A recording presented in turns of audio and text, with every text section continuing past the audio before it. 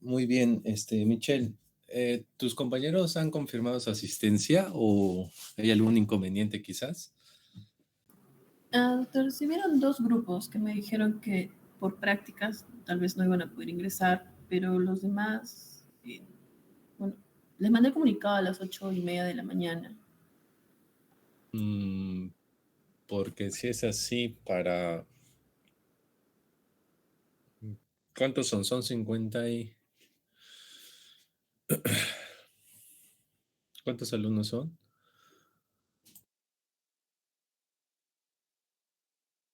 Allá en lista somos 62.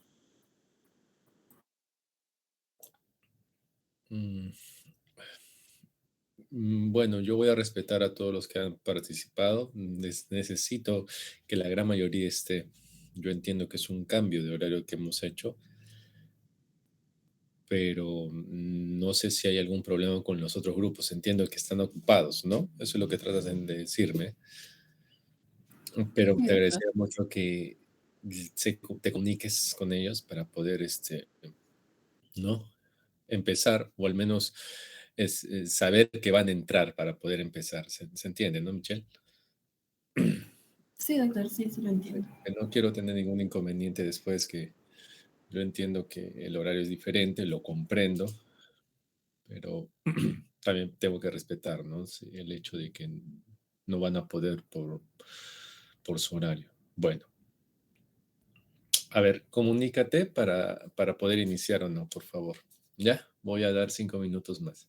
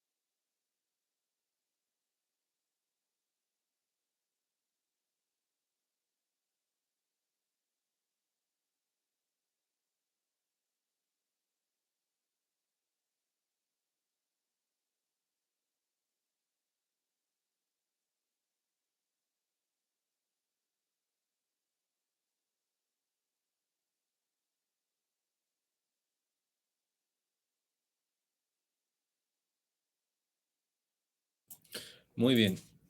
Michelle, creo que faltan pocos alumnos, ¿no? Sí, doctor, ya faltan pocos ya. Ya, entiendo que en el transcurso de la exposición, en respeto a a los alumnos que están, voy a iniciar la exposición, esperando que sus otros compañeros se adjunten durante esta. ¿Podemos iniciar, Michelle, por favor? Sí, doctor. A ver,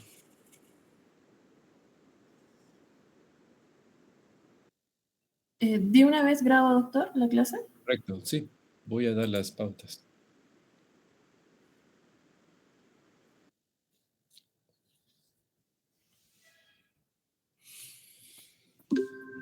Ya, doctor, ya está. Buen día. Vamos a iniciar la clase teórica del día de hoy, que corresponde a los trastornos hipertensivos del embarazo. Para hacer acordar los puntos a considerar, por favor, su audio durante la exposición apagado, a menos que ustedes quieran intervenir, pueden hacerlo mediante una opción de levantar la mano o aperturar el audio y hacer la pregunta. ¿Correcto?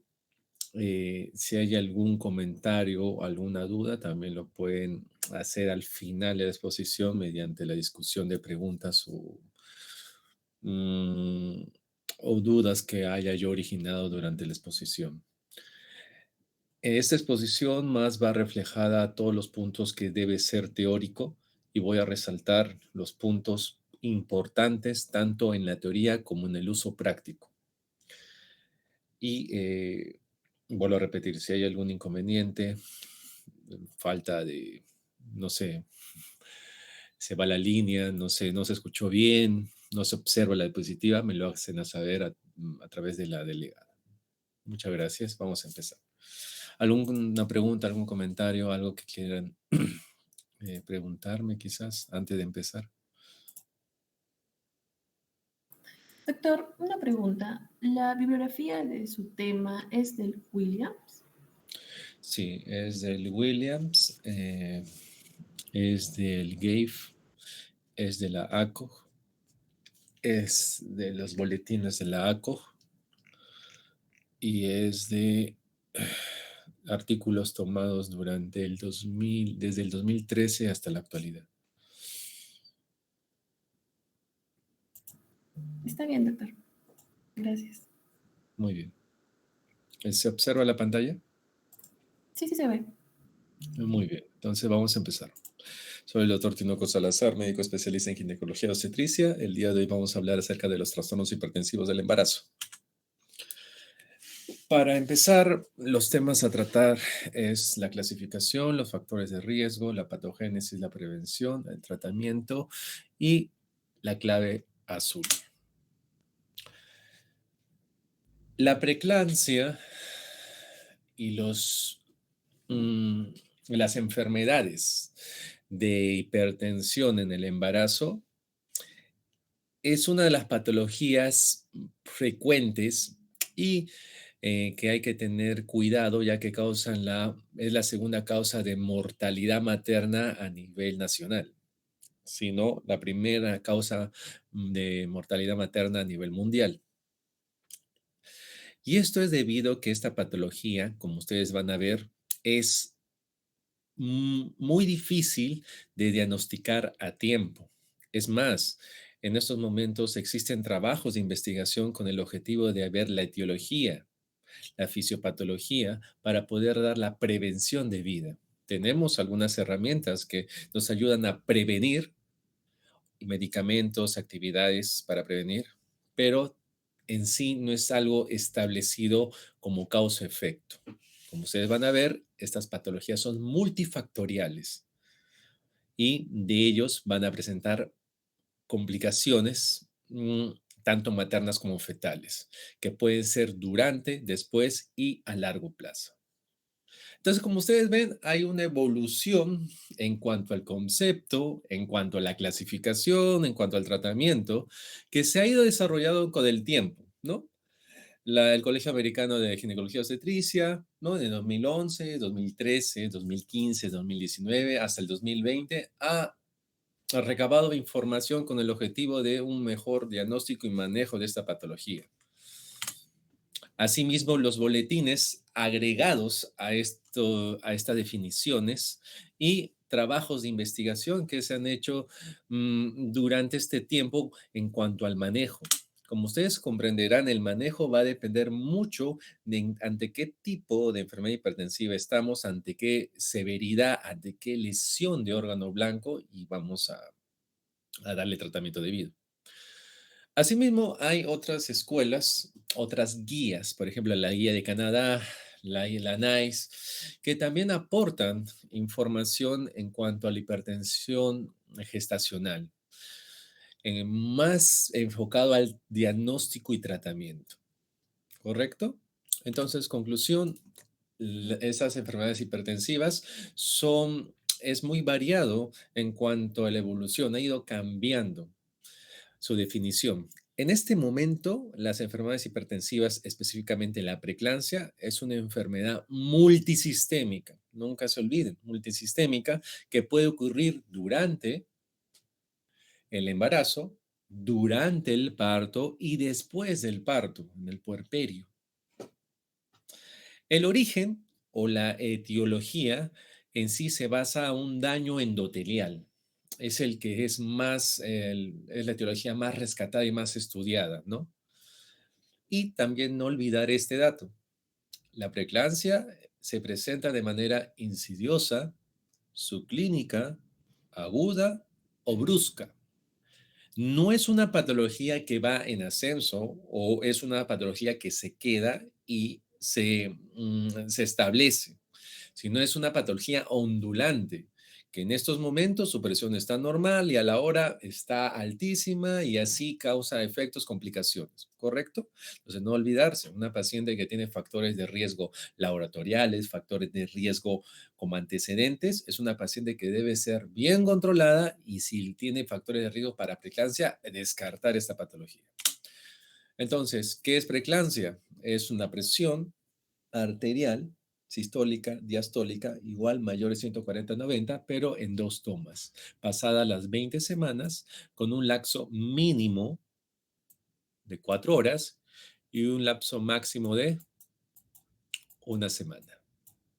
Entonces puede ser que en un caso clínico puedo poner paciente que hace una semana presentó 150-90 y en este momento presenta 140-90, 22 semanas. Diagnóstico, preeclampsia, ¿no? Entonces no se olviden la definición.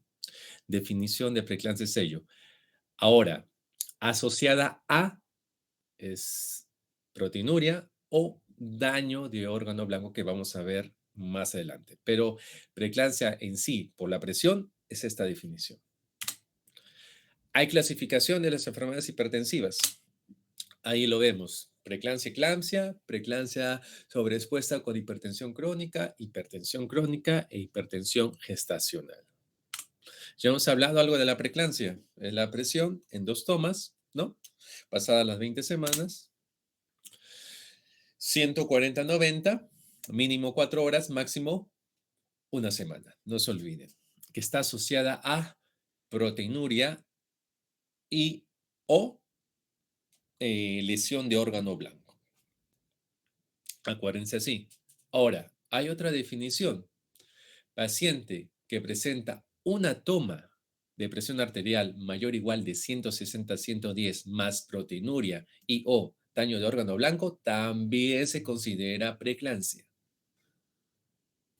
Hay dos definiciones a partir de la presión arterial.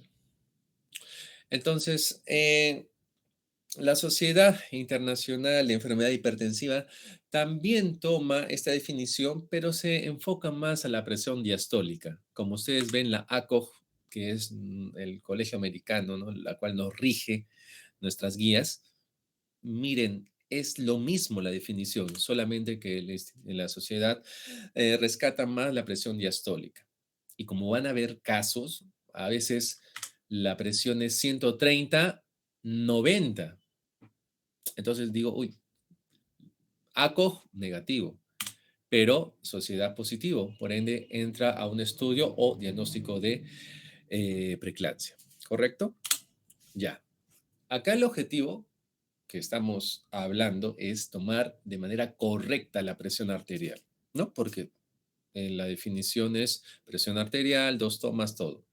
La toma correcta de una presión arterial es de la siguiente manera. La paciente debe estar sentada 15 minutos en reposo, el brazo a la altura de su corazón y con un manguito o tensiómetro manual o digital calibrado, estandarizado, que cubra 1.5 la circunferencia de su brazo.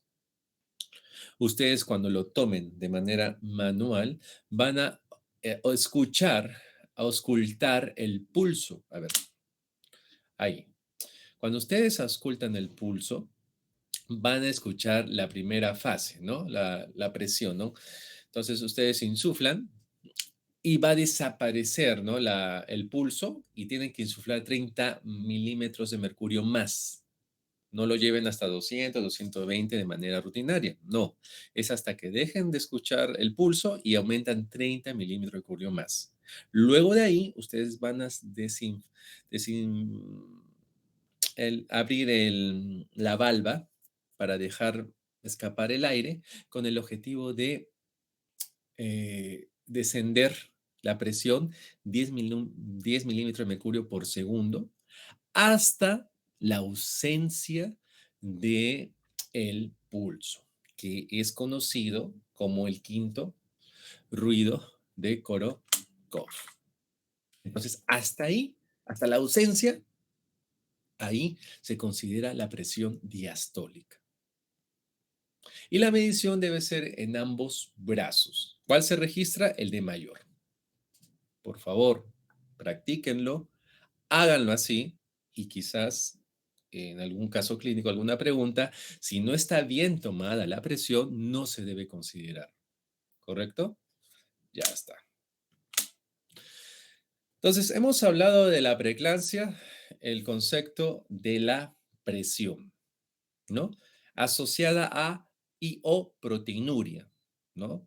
Proteinuria, ¿cuándo se define? Cuando está mayor o igual a 300 miligramos en 24 horas o extrapolado, cuando la tasa de proteína creatinina es mayor o igual a 0.3 o cuando tiene una cruz en la tira reactiva.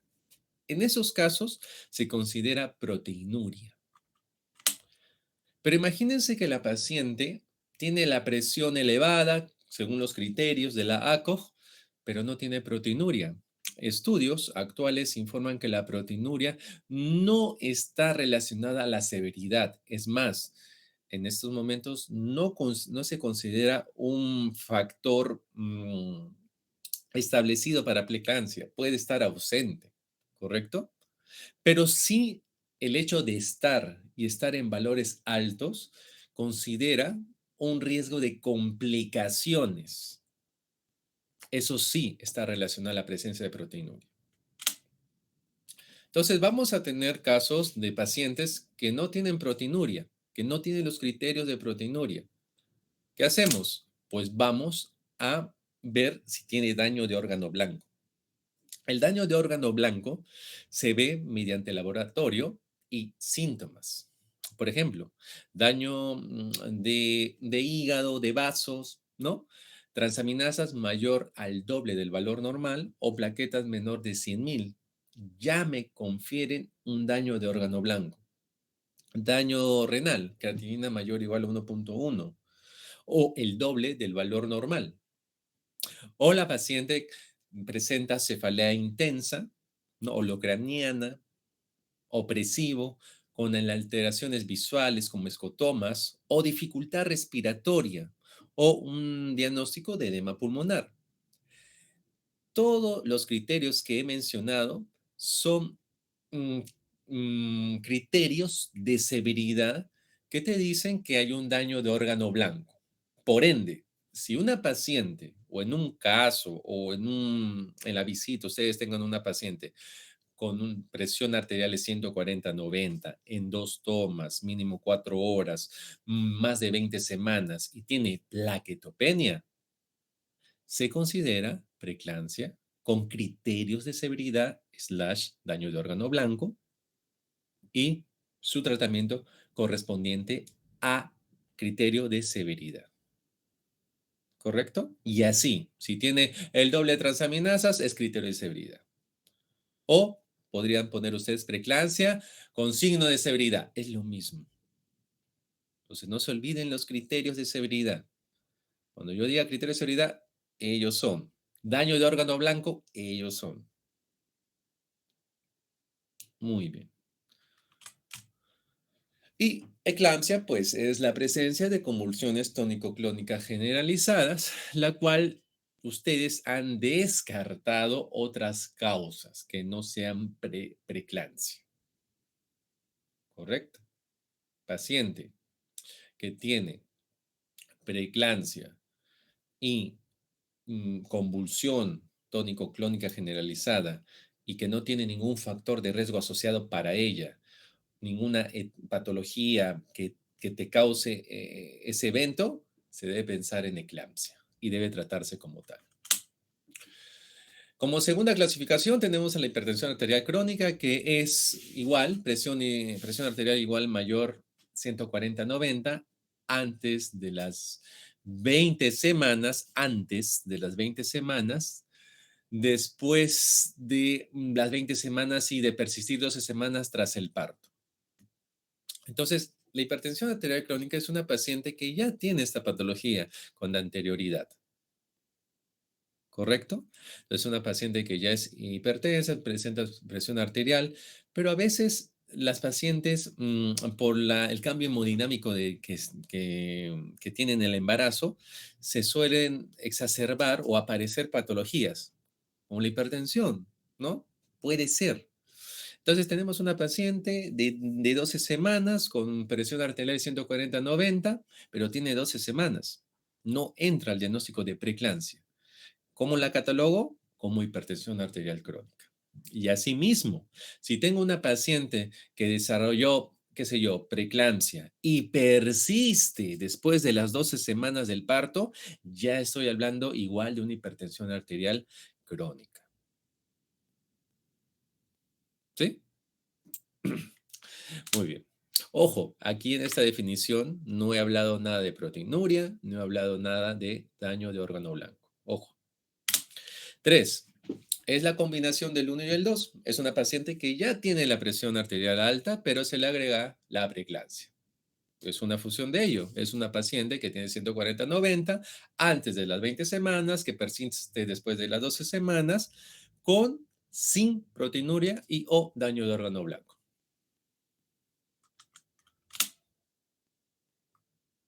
Y la cuarta es la hipertensión gestacional. Esta hipertensión se caracteriza por ausencia de proteinuria y es un diagnóstico de exclusión. ¿Cómo así? Es una paciente que tiene presión arterial de 140/90, 150/90, mayor de 20 semanas, pero que en ningún momento ha tenido proteinuria, que en ningún momento ha tenido daño de órgano blanco, los criterios o los criterios de severidad, y que va a desaparecer antes de las 12 semanas después del parto. A ello se llama hipertensión gestacional. Por ende, tengo que esperar ese tiempo. ¿Por qué 12 semanas? Porque si es antes, es gestacional. Si es después, se convierte en hipertensión crónica. Por eso es un diagnóstico de exclusión. Tengo que esperar. Pero siempre hay el riesgo de que pueda ser preeclampsia, ¿no? Muy bien, entonces hemos hablado de las 4 clasificaciones de hipertensión gestacional. Lo que vamos a ver ahora es por qué, cómo, tratamiento, manejo y complicaciones. Factores de riesgo. Por favor, atentos aquí porque lógicamente las pacientes que ustedes van a observar en el hospital, en sus casos clínicos o en las preguntas, evidentemente vamos a resaltar mucho los factores de riesgo. Y quiero que estén atentos porque es importante en el hecho de obtener la información en una buena historia clínica y pensar en esa patología. Yo siempre digo, pacientes que tienen la gran mayoría de factores de riesgo para una enfermedad, lógicamente puede ser esa enfermedad o es esa enfermedad. Y este también es el caso, ¿no? Pacientes con enfermedad hipertensiva del embarazo. ¿Cuáles son los factores de riesgo? Pues hay modificables, hay como antecedentes, hay hereditarios, hay genéticos, hay atribuidos, como ven en la tabla. El factor más importante que eleva por 8 el riesgo de preeclampsia es un antecedente de preeclampsia, que en su embarazo anterior haya tenido preeclampsia, ¿correcto? Ese es el factor más importante que presenta una paciente. Por ende, cuando ustedes tengan una paciente multípara, segundípara, tienen que preguntar cómo fue su parto anterior, qué riesgos hubo o quizá le diagnosticaron de preeclampsia. ¿Para qué? Para que en este embarazo descartes esa patología, porque tiene un riesgo por 8 que lo desarrolle. Hay condiciones médicas preexistentes. Por ejemplo, pacientes diabéticas se elevan el riesgo a 3 veces. Hipertensas crónicas, como ya hemos visto en la clasificación, elevan por 5 veces. Y las hipertensas crónicas es parte de la clasificación, ¿no? La segunda, la clasificación de enfermedades hipertensivas del embarazo, que confieren en total un 5 a 10%. ¿Y por qué es importante estudiarlas o tomarlas a consideración este grupo de hipertensas crónicas?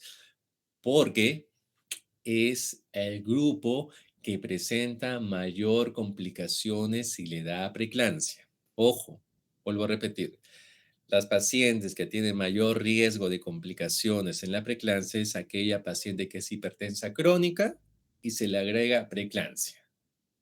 ¿Mm? Ya. Y hay algunas patologías autoinmunes como el lupus, ¿no? El síndrome antifosfolipídico, que elevan el doble o 3 veces el riesgo para preeclampsia. Y esto está asociado por que en esas patologías ocurre un aumento en la inflamación, una microangiopatía, un aumento en el recambio plaquetario y una disfunción renal. Más de las condiciones médicas preexistentes como el sobrepeso. Recordar, un IMC mayor de 3, el riesgo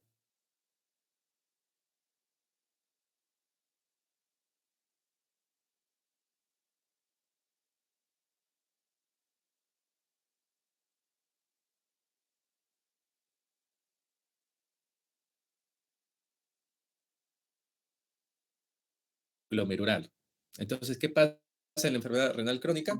Mayor disminución. Entonces hay un riesgo. Entonces, fíjense que estamos hablando de patologías, específicamente de condiciones médicas preexistentes, que han tomado un órgano. Hay ya un órgano dañado, ¿m? Dañado por su patología preexistente, que al agregarse o al tener preeclampsia, pues va a aumentar el riesgo que lo tenga y que presente complicaciones asociadas a ella.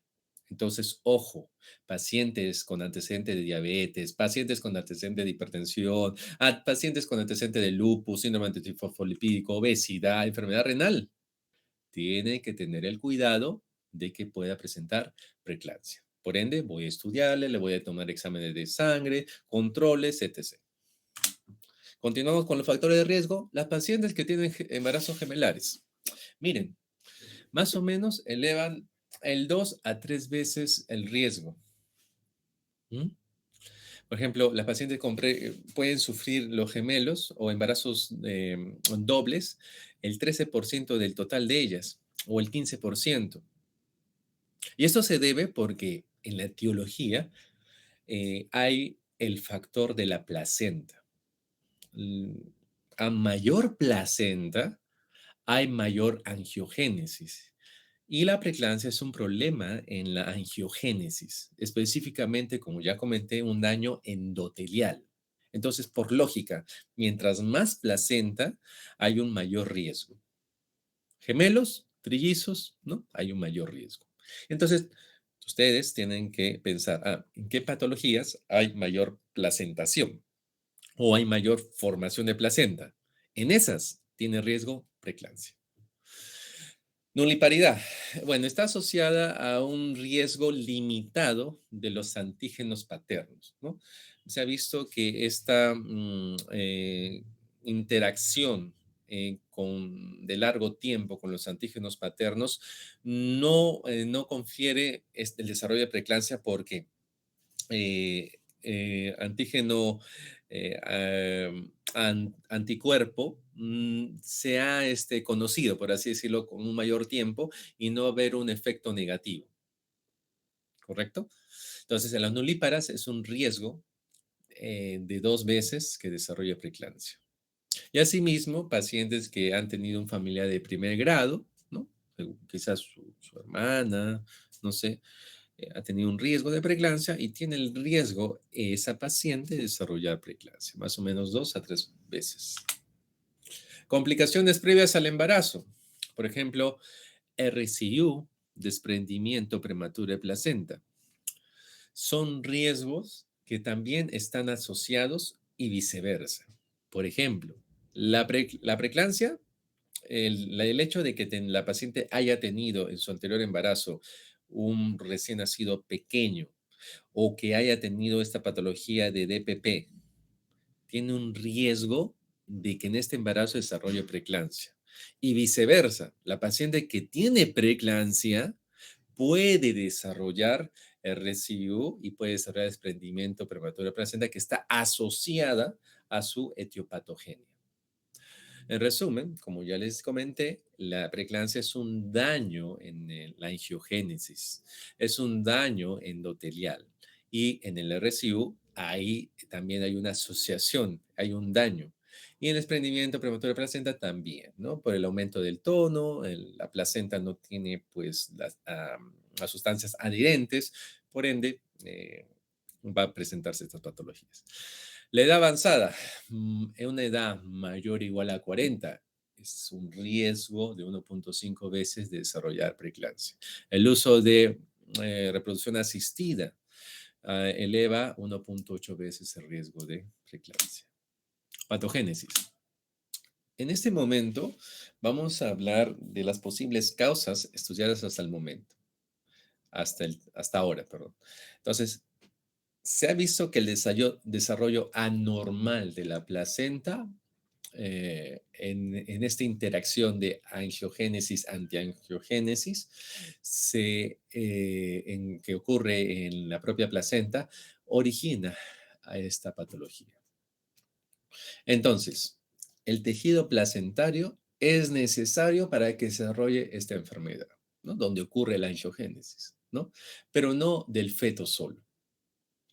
La preeclampsia siempre se cura días después de la expulsión de la placenta. Sin embargo, puede durar de 6 a 8 semanas después. ¿Se acuerdan la primera diapositiva? Les dije, preeclampsia o enfermedades hipertensivas del embarazo pueden ser durante, antes, durante, después del parto. ¿Hasta cuánto? Hasta 6 a 8 semanas después. Entonces, un caso, paciente puérpera con presión arterial de 140/100, proteinuria positivo, ¿qué será? Preeclampsia. Pero ya dio a luz, preeclampsia. Muy bien. Entonces, en resumido, es un defecto que ocurre en la remodelación. Si ustedes se acuerdan la embriogénesis placentaria, claro, la embriogénesis placentaria, ustedes van a acordarse que hay 2 oleadas, ¿no? 2 oleadas. En el hecho de las oleadas me refiero específicamente a la alteración anatómica que tienen las arterias espirales. Las arterias espirales pues sufren un cambio anatómico para aumentar el flujo, ¿no? Pero ¿qué pasa en la preeclampsia? No hay esta remodelación, no hay estos cambios. Por ende, ¿qué va a pasar? Va a haber una disminución del flujo y una isquemia y necrosis de algunas áreas, ¿no? Desarrollando daño endotelial y preeclampsia. Entonces, Ya está bien estudiado esta etiogenia, que es la remodelación anormal de las arterias espirales. Vamos a comparar normal a normal. Lo normal es que las células del citotrofoblasto invadan, ¿no?, el endotelio, eh, de los vasos de las arterias espirales. ¿Cuáles son las arterias espirales? Pues son las arterias terminales que van a irrigar la decidua y que van a estar en contacto con la implantación, ¿no? Entonces, invaden, como ven ustedes en la imagen número uno, acá, la superior, invaden, ¿no?, el citotrofoblasto con el objetivo de modificar su estructura muscular, su túnica media, y hacerlo más resistente, ¿no? O sea, entonces, ¿qué pasa con estos vasos? Que de ser delgados, ya tienen una pared más gruesa y resisten más presión, por así decirlo, preparándolos para un mayor flujo en un futuro, ¿no? Entonces, los vasos tienen alta capacidad, ¿no? Comparen este vaso pequeño, ahora con este vaso más grueso, y baja resistencia. O sea, no hay una vasoconstricción, por así decirlo, ¿no? Está dilatado. Entonces, alta capacitancia, mayor flujo, acuérdense, mayor flujo, menor resistencia. Ese es el resumen. ¿Pero qué pasa en la preeclampsia? Pues no hay esta remodelación, no hay estas oleadas o estas oleadas son anómalas. ¿Más o menos en qué semanas? Más o menos en la semana 10, la semana 16, 18, se da la primera, la segunda oleada. Entonces, el citotrofoblasto no invade la túnica media. A las justas basta la adhesiva de los vasos, ¿no? Basta la decida. ¿Y qué pasa? De que los vasos son delgados, como la figura 2, se quedan de esa misma manera. O sea, son delgados y se quedan de la misma manera. Pero ¿qué pasa? El producto sigue creciendo, el embarazo sigue creciendo. Entonces, ¿cómo va a ser? Va a haber una mayor resistencia porque esa musculatura no está preparada para un mayor flujo y como son pequeños va a haber una menor flujo. Acuérdense, lo normal es que haya mayor flujo, menor resistencia. ¿Qué pasa en la preeclampsia? Hay un menor flujo y mayor resistencia. ¿Y esto qué acarrea? Pues que haya una hipoperfusión, por lógica, y hipoxia, si no, necrosis. Ese es el concepto de la fisiopatología, una alteración en la remodelación, un fallo en la invasión del citotrofoblasto a las arterias espirales. Y otra vez el ejemplo. Miren cómo se comporta o cuál es la anatomía normal de una arteria espiral en una paciente que no está embarazada. Miren, espiral, delgado, ¿no? Y en la preeclampsia es casi igual.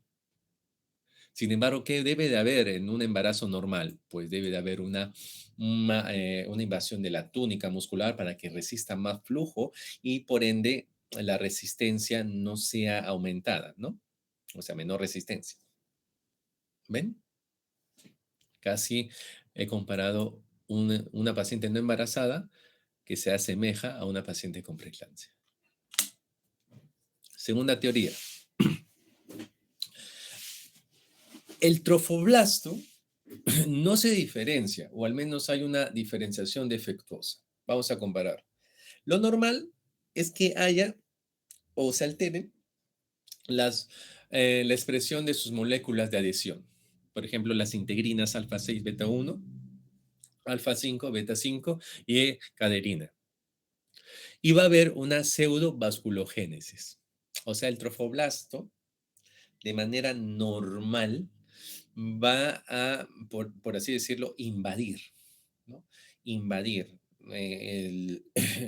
los vasos maternos con el objetivo de crear una conexión feto-materna. A eso se llama una pseudovasculogénesis, que va a depender de algunas moléculas de adhesión. Pero ¿qué pasa en la preeclampsia? Por lo contrario, no hay una expresión de estas moléculas de adhesión. No se va a pegar a este vínculo, no va a haber este vínculo. Por ende, no va a haber una pseudovasculogénesis, no va a haber una comunicación materno-fetal idónea. ¿Sí? Muy bien. Tercera, va a haber una cadena, acuérdense así, hipoperfusión, hipoxia, isquemia. ¿Qué hemos dicho? Que como los vasos funcionales que inician esta comunicación, que es las arterias espirales, ha sido defectuoso. Es más, el trofoblasto también su invasión ha sido defectuosa. Pues, ¿qué va a pasar con la perfusión? Se va a ver perjudicada. El flujo va a disminuir y al disminuir va a causar una insuficiencia vascular, va a causar una isquemia. Pero ojo, esto, por así decirlo, va a ser combatido por la misma paciente. El problema es que cuando pacientes tienen ya previamente una insuficiencia vascular como una hipertensión, diabetes, lupus o un aumento de la masa placentaria, como en la mola, la hidropesía fetal, diabetes mellitus, gestación de gemelos, trillizos, ya tiene una predisposición. Imagínate que tiene más placenta y se le agregue preeclampsia, va a haber más campo, más comida, por así decirlo, o más lesión previa. Entonces, en este tipo de pacientes, pues hay un mayor riesgo. Es más, las pacientes que viven en alturas mayor de 3.100 metros sobre el nivel del mar también tienen un riesgo asociado por el hecho de que hay una hipoperfusión, una hipoxia y una isquemia ya establecida. ¿Sí? Y por último, hablando del desarrollo patológico placentario, hay una patología decidual que está todavía en estudios, la cual mm, dice que este factor antiangiogénico, que es la FLT1, es liberado en la decidua de las pacientes con preeclampsia. Voy a hablar de este gen, de esta en el hecho de que en la preeclampsia hay una mayor cantidad de FLT1 y este es un factor antiangiogénico, o sea que no favorece la formación o esta comunicación de feto-madre, ¿no? A nivel placentario. Entonces, está en estudios, solamente se ha comprobado esto, ¿no? Que les estoy diciendo, pero hay un factor residual. Factores inmunológicos, pues como ya hemos hablado, el hecho de que la paciente tenga, sea nulípara, que haya tenido un mayor contacto con la pareja hacia sus antígenos, ¿no? Hay una intolerancia inmunológica entre la madre y feto. Es más, si la paciente, entre comillas, se embaraza rápido, pues la madre no ha tenido ese tiempo y lo va a reconocer como algo no propio y va a atacarlo o al menos se va a desarrollar esta patología, ¿no? Que es la preeclampsia. ¿Y qué pasa en esos factores inmunológicos? Hay una interacción, ¿no? En las células natural killer, la cual hay un aumento, y la célula del trofoblasto, ¿no? La cual regula la implantación placentaria. Entonces, al ver este desbalance, pues la placentación, la implantación, se va a ver afectada. Y acá tenemos las tres consecuencias, la cadena. ¿Qué pasa? Hay un vasoespasmo en la preeclampsia. Ya, entonces ustedes dicen, mira, los vasos arteriales, las arterias espirales se disminuyen su diámetro y esto que va a motivar a una disminución de flujo. ¿Esto que va a motivar? A una fuga intersticial. ¿Provocando qué? Provocando el pase de líquido al el sistema intersticial, ¿no? Isquemia de los tejidos, el vasoespasmo va a provocar en algunos vasos terminales y específicamente de órganos blancos, como ya comenté, isquemia y futura necrosis. Es por ende que este vasoespasmo persistente puede dañar un órgano específico y si tú laboratorialmente, como hemos visto, los criterios de severidad lo hallas, ya se confiere como una preeclampsia con signo de severidad o daño de órgano blanco. ¿Por qué? Por un vasoespasmo. ¿no? Que estás leyendo que disminuye el flujo, disminuye, hay una isquemia, hay una necrosis y hemorragia. Luego, ¿qué pasa? Este vasoespasmo en sí va a causar lesiones de las células endoteliales y el endotelio constantemente está fabricando óxido nítrico, que es un potente vasodilatador. Entonces, aún peor, hay menos óxido nítrico y por ende hay un vasoespasmo mayor, persistente. Hay factores de anticoagulación que libera el endotelio, pero ¿qué pasa?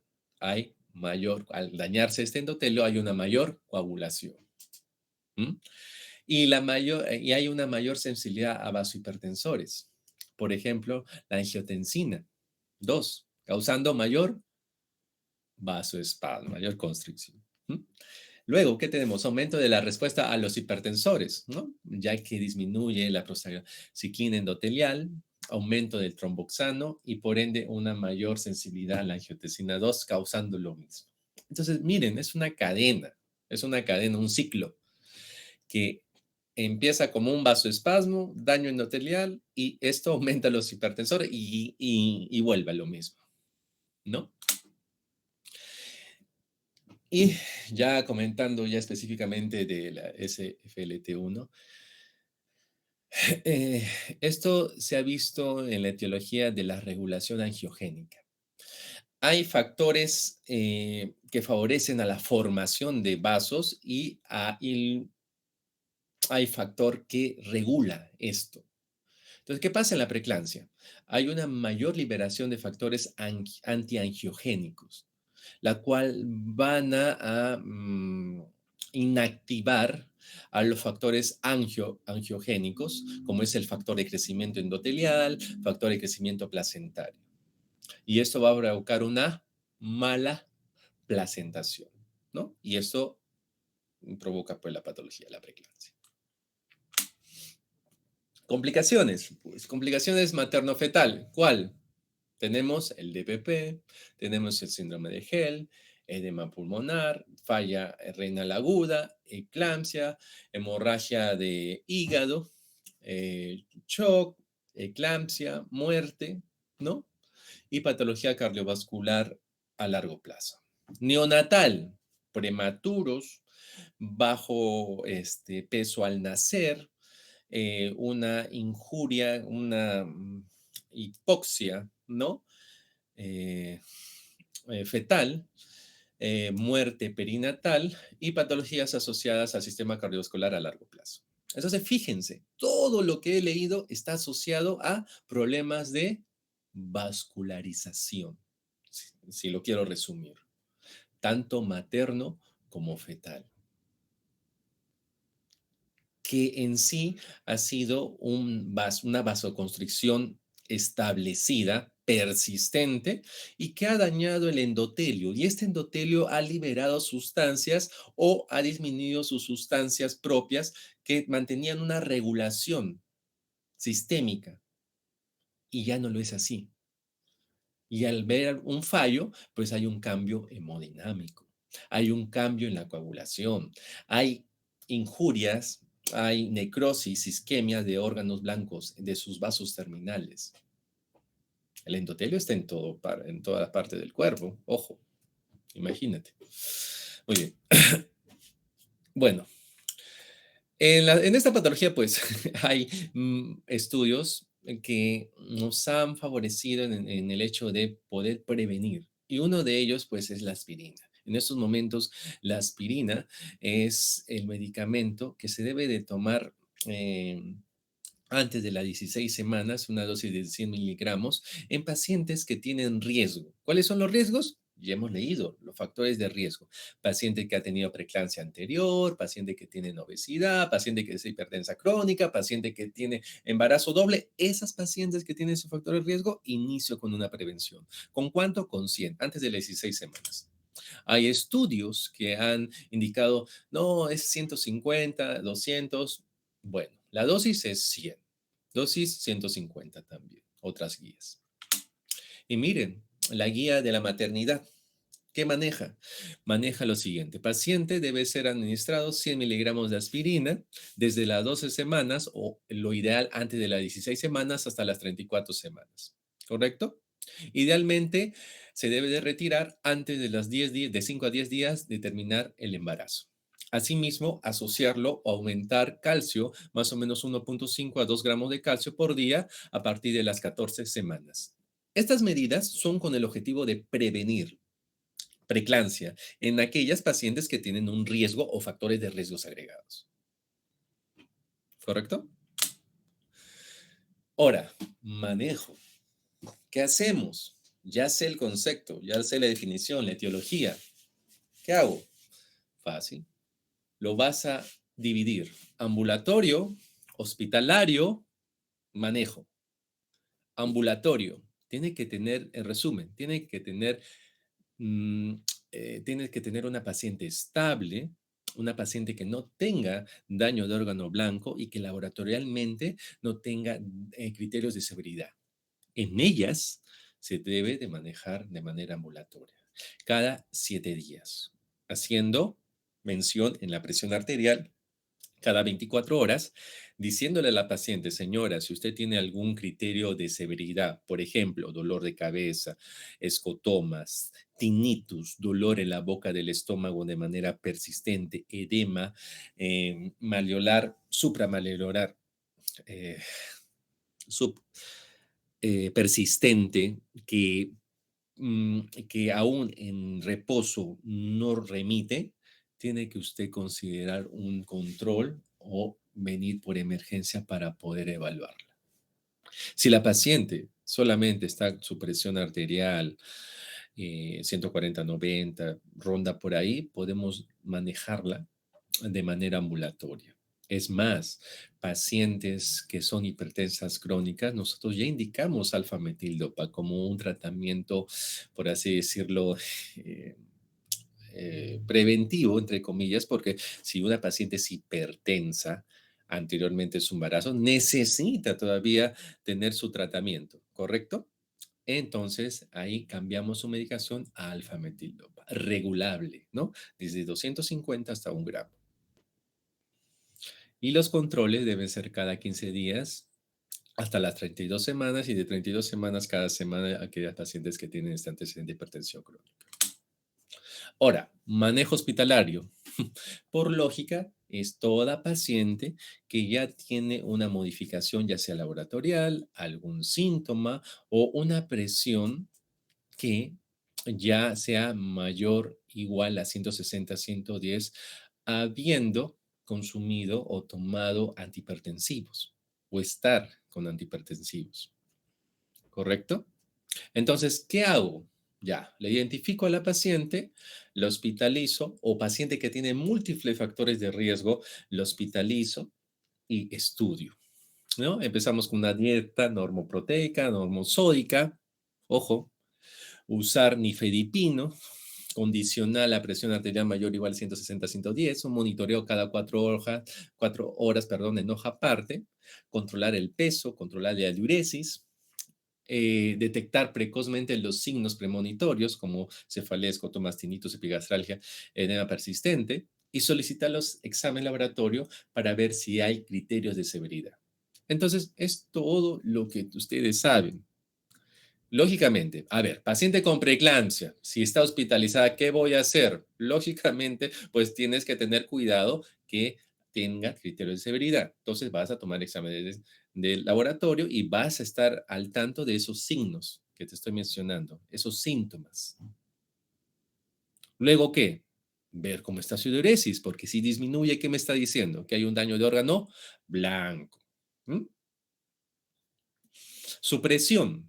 Hay que ver, ya les dije, la preeclampsia no es una patología pues establecida o en ascenso, es una patología ondulante, insidiosa, también puede ser aguda. Y maneras específicas, pues, hacer una ecografía, hacer un estudio de ecografía Doppler. Usualmente nosotros hacemos ecografía en el hecho de prevenir o detectar precozmente entre las 11, 14 semanas. Hacemos un estudio de Doppler de arterias uterinas. que si está mayor del percentil 95, confiere de que esas arterias uterinas no han sido modificadas por el citotrofoblasto, ¿no? Como hemos visto en la etiología, que persisten. ¿Cómo son las arterias o los vasos en una preeclampsia? ¿Se acuerdan? ¿Cómo es el flujo? Menor flujo y mayor resistencia. Entonces, ¿cómo va a ser en el Doppler? ¿Cómo va a estar la resistencia? Mayor. ¿Mayor a qué? Al percentil 95. Se acabó. Entonces, en esas pacientes que tú detectas esa alteración específicamente de la arteria uterina, pues, ¿qué vas a hacer? Vas a darle aspirina y le vas a dar calcio con el objetivo de prevenir y la vas a controlar con el hecho de buscar si desarrolla preeclampsia. ¿Y qué tipo? Monitoreo NST o PCT según sea el caso. No usar antihipertensivos y culminar siempre eh, después mayor o igual a las 37 semanas. Son medidas específicas. Sin embargo, hay pacientes que tienen criterios de severidad, pacientes que tienen 140-90 y laboratorialmente ya hay un daño de órgano blanco, o tiene síntomas, cefalea intensa, que le diste paracetamol y no calma. No, doctor, sufre migraña, ya pues dale paracetamol. No calma, ya pues. Presión 150-100. No, es preeclampsia con signo de severidad. ¿Qué hay que hacer? Culminar el embarazo. Lo ideal, mayor o igual a las 34 semanas. ¿Por qué? Porque eso confiere maduración pulmonar. Ya está maduro a las 34 semanas pulmonarmente. Si no es el caso, lógicamente, ¿qué voy a hacer antes? Si tiene menos de 34 semanas. Madurar los pulmones. Se termina de maduración pulmonar, dentro de las 24 horas se termina el embarazo. Pregunta, paciente con 32 semanas, con preeclampsia con signo de severidad, ¿qué hago? ¿Termino el embarazo, maduro los pulmones o las dos? Las dos. Primero maduro los pulmones porque todavía no están maduros y termino el embarazo luego. ¿Correcto? Clave azul.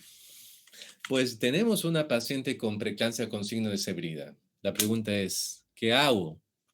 Y como ustedes ya han visto, hay clave roja, clave violeta, clave azul, clave amarilla y etc. Entonces, vamos a hablar de la clave azul, que se atribuye específicamente a las pacientes con hipertensión en el embarazo. Lo hemos dividido en minutos. En el minuto cero, pues activas la clave azul. ¿Quién lo activa? La persona, la primera persona que lo detecte. Interno, residente, asistente, evidentemente capacitado, pues, ¿no? Lo activa. Clave azul. ¿Qué es clave azul? Es un sistema de respuesta rápida ante pacientes con hipertensión severa o preeclampsia con signo de severidad. Ojo, es un sistema conformada por un equipo liderado por el personal médico, ginecólogo, obstetriz, luego enfermera, anestesiólogo, médico internista y así debiendo ser el caso. ¿Correcto? ¿Cómo se inicia? Minuto cero. Se abre dos vías. Se pasa en una vía cloruro de sodio 1000 cc a chorro. Recuerden, hay un menor flujo. Todo el endotelio está dañado. La paciente no sabe manejar los líquidos, pero no puedo pasar mucho líquido. En este momento solamente un litro. Luego, ¿qué hago? Activo el hecho de prevenir las convulsiones con el sulfato de magnesio. En un Volutrol, el Volutrol viene 100 cc, para que se acuerden, ¿no? 100 cc. 50 cc, la mitad, acuérdense, la mitad. Van a colocar 50 cc de cloruro de sodio. Y en la otra mitad, pues 5 ampollas de sulfato de magnesio. Todo eso es 100 cc. Y en bomba de infusión, 10 cc por hora, que equivale a 1 gramo por hora. Cada ampolla tiene 2 gramos. Si estoy colocando 5 ampollas en ese Volutrol, ¿cuántos gramos de sulfato de magnesio tengo? el doble, 10 gramos. Por ende, 10 cc por hora significa 1 gramo por hora. Tienes que dar dosis de impregnación, perdón. Entonces, 40 cc a chorro en 20 minutos, perdón, 40 cc en 20 minutos y luego 10 cc por hora. Dosis de impregnación, dosis de mantenimiento. Esto se va a ver modificado en pacientes que han sufrido o han tenido eclampsia, convulsiones asociadas, pues le vas a dar su dosis de mantenimiento, 40 cc, de impregnación, perdón, 40 cc en 20 minutos, pero dosis de mantenimiento el doble, 20 cc o 2 gramos por hora. Y recordar que el sulfato de magnesio es un medicamento controlable. ¿Qué significa? Que tienes que evaluar intoxicación por sulfato de magnesio. ¿Mm? ¿Y cómo así? Colocándole sonda vesical y bolsa. Siempre cuando usen sulfato de magnesio, hay que ver criterios de intoxicación. Uno de ellos es diuresis. Muy bien. En el minuto cero ya iniciamos un tratamiento antihipertensivo. Está estipulado 1 gramo de alfa-metildopa cada 12 horas y evaluar la presión 20 minutos luego de ello. Controlar la hipertensión. ¿Con qué objetivo? Toda paciente que tiene presión alta y más aún presión arterial mayor o igual a 160-110, debemos de controlarla con el objetivo de evitar patologías asociadas como el distrés fetal, el desprendimiento prematuro de placenta, falla renal, falla hepática, edema pulmonar, hemorragias cerebrales y una pérdida autorregulación cerebral. Ese es el objetivo de tratar la hipertensión. ¿Cuándo doy antihipertensivos? Ahí hay varios estudios. Varios estudios han indicado que el cuadros antihipertensivos se dan cuando la presión arterial está mayor o igual a 160-110. Mayor o igual a 160-110, siempre indicar antihipertensivos. ¿Casos especiales? Sí, por factor de riesgo, pero acuérdense, siempre 160-110 antihipertensivos. ¿Cuáles son los que manejamos? Pues tenemos varios. La ACOG en el 2019, en el 2020 ha indicado nifedipino en una dosis de 10 miligramos cada 20 minutos, sino duplicar la dosis y controlar cada 20 minutos. ¿Correcto? Esa es la dosis de tratar la crisis. Imagínate que tienes una presión de 180, 120 y tienes que bajar la presión menos de 160, 110, que ese es el objetivo. ¿Cómo lo vas a hacer de manera rápida? Con el ifedipino. ¿Cómo así? 10 miligramos. Usualmente empezamos así. Hay guías que empiezan con dosis de ataque, ¿no? De 20 miligramos. Esperas su tiempo de acción, que es en 20 minutos, tomas la presión arterial, persiste la presión alta, otra vez 10 miligramos. Persiste 10, pasó 4, por así decirlo, 4 tomas, ya se sugiere otro tipo de antihipertensivo. Asimismo, en ese momento ya iniciamos dosis de mantenimiento. El alfa-metildopa en sí tiene un efecto máximo a las 24 horas. Entonces, el alfa-metildopa, ¿cuándo va a actuar? Recién el día que viene. ¿Correcto? Dosis de ataque, perdón, dosis de crisis y dosis de mantenimiento. No se olviden. Bueno, ha habido estudios la cual han comparado el alfa-metildopa. Ustedes quizás han leído, no, la betalol, pero en nuestro medio, pues no tenemos esos medicamentos endovenosos, ¿no? Tenemos estos medicamentos que nos han servido y nos siguen sirviendo como primera línea. Y comparando, pues no hay por así decirlo, no hay una diferencia, ¿no? Como tal, entre la betalol y el alfa-metildopa. Entonces, ¿cuál es el objetivo? Doctor, sigue con 140, 90. No, no, no. El objetivo es que esté menos de 160, 110. En 155 a 105. Ese es el objetivo. Después, si tú quieres bajarla a lo normal, no. la vas a hipotensar. Y ojo, el nifedipino con el alfa-metildopa con el sulfato son potenciadores. Así que hay que tener cuidado, ¿correcto? Muy bien. Y justo estoy leyendo eso, ¿no? De los potenciadores. Muy bien. A ver un momento.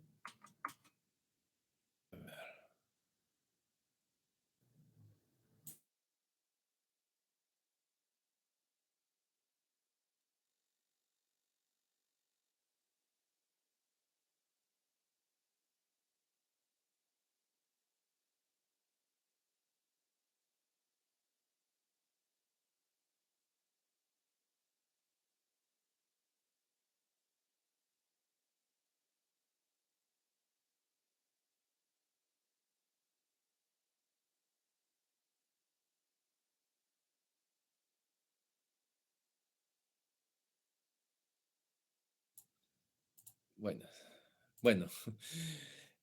Eh, ya, ¿se escucha? A ver, por Sí, favor, me doctor. confirma. Ya, muy bien. Ya estoy terminando.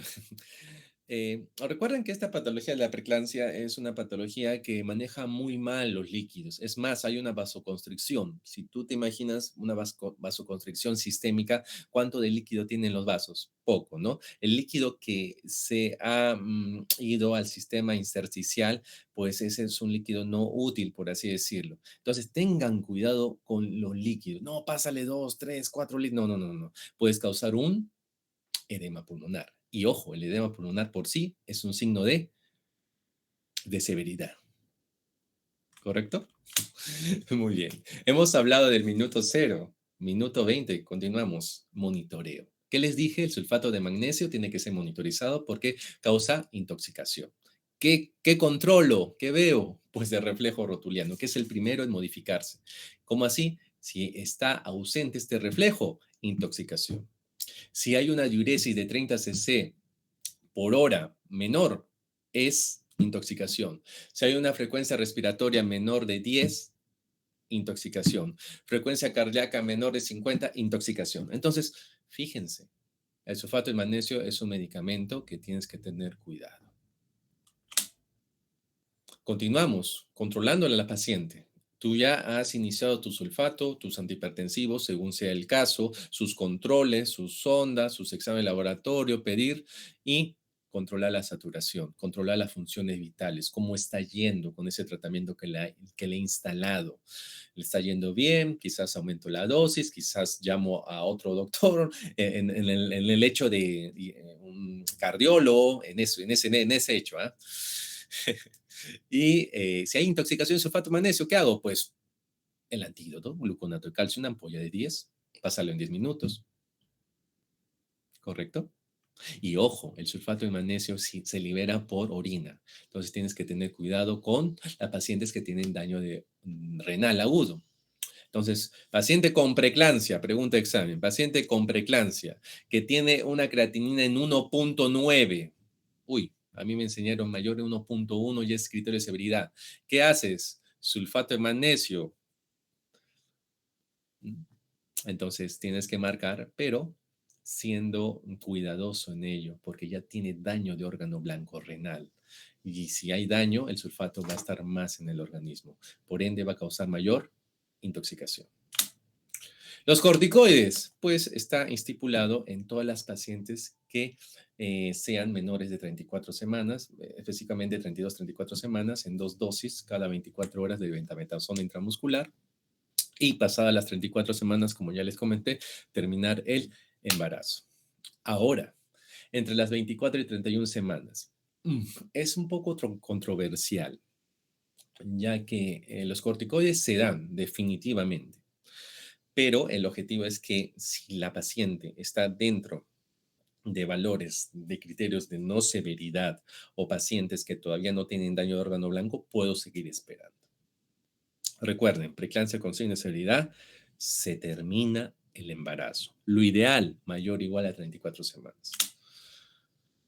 Y como estaba comentando, interconsultas. Doctor, doctora, la paciente tiene criterio de severidad, es menor de 34 semanas.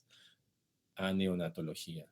Doctor, doctora, tenemos que interconsultar a UCI, preeclampsia con signo de severidad. A UCI. No se olviden, 2 interconsultas, 34 semanas menor, neonato. A todas las pacientes con preeclampsia con signo de severidad, UCI. ¿Cuándo terminar el embarazo cuando la paciente tiene preeclampsia? Toda paciente que tenga 34 semanas.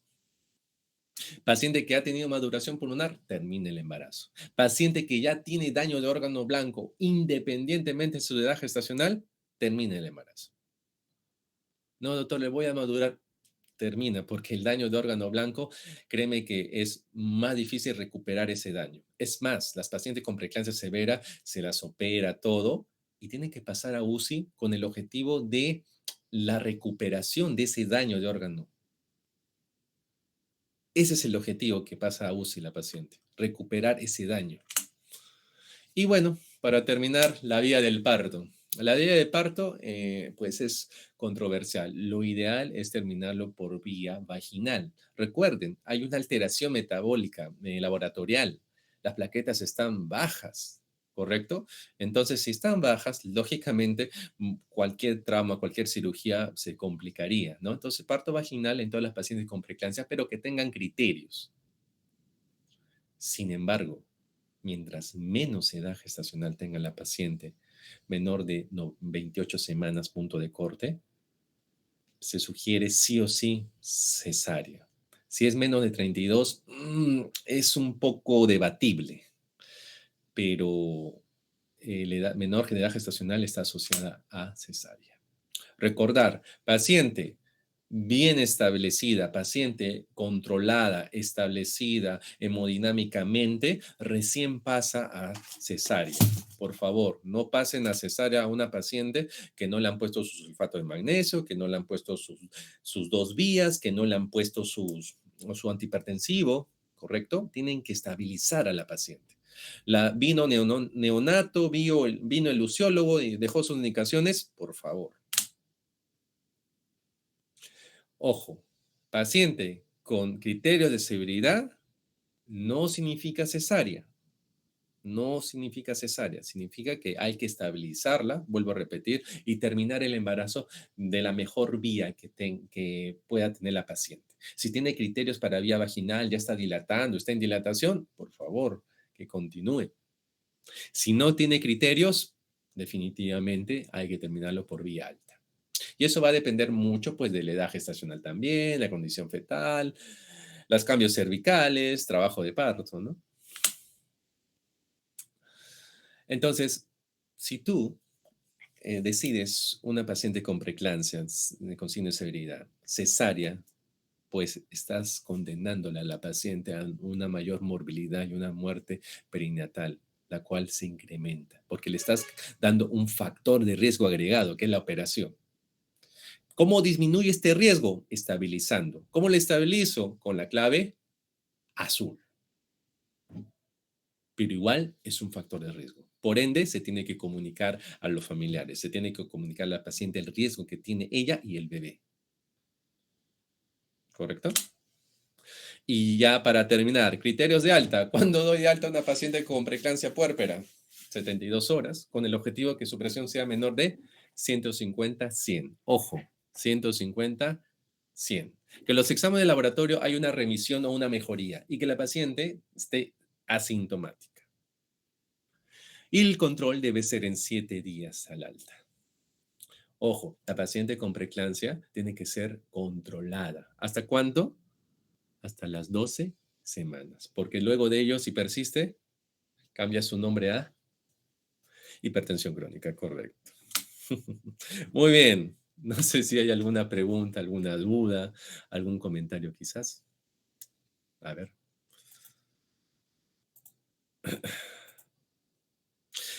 Miren chicos, la preeclampsia, pues he tratado de resumir, he dado énfasis en los datos que les va a servir mucho a ustedes y bueno, ojalá que les haya servido. Me avisan si hay alguna duda, voy a entregar toda mi información y bueno, eso sería todo de mi parte. No sé si hay alguna duda más. Gracias. Doctor, una consulta. Para considerar una preeclampsia con signos de severidad, ¿cuántos signos como mínimo debe haber para decir que ya es con severidad o esos signos? ¿O solo tiene que haber, basta con uno para ya hablar de que tiene este tipo de preeclampsia? ¿Te refieres a la preeclampsia con criterio de severidad? Sí, exacto, con los criterios. Correcto, correcto, sí. O sea, preeclampsia es 140-90 igual mayor en 2 tomas en pacientes de mayor de 20 semanas, ¿no? Eh, entonces, ¿qué pasa? Si una paciente ya tú dices, preeclampsia, bueno, entonces la hospitalizas o la estudias con el objetivo de ver criterios de severidad. Y si tú ves plaquetas menos de 100.000, un ejemplo, plaquetopenia, ya tiene un criterio de severidad, ya tiene daño de órgano blanco. Por ende, tienes que operarla. Perdón, tienes que operarla o tienes que darle, terminar el embarazo por vía vaginal, dependiendo del caso. ¿Correcto? Dependiendo del caso, que va a variar según la edad gestacional todo. Basta con uno para diagnosticar criterios de severidad. Por ejemplo, paciente con 140-90, cefalea intensa o ucraniana, ya, criterio de severidad, edema cerebral, ¿no? Te está diciendo indirectamente. Dificultad respiratoria, 140-90, edema pulmonar, es un criterio de severidad. Se termina el embarazo. Así es. Ya, doctor, gracias. Muy bien, chicos. Espero que les haya servido. Les voy a enviar la información más tarde y cualquier duda, cualquier pregunta a través de la delegada. Muchas gracias por su asistencia. Hasta luego. Hasta luego, doctor. Gracias a usted. Doctor. Hasta luego, doctor. Hasta luego, doctor. Hasta luego, hasta luego. Cuídense. Gracias.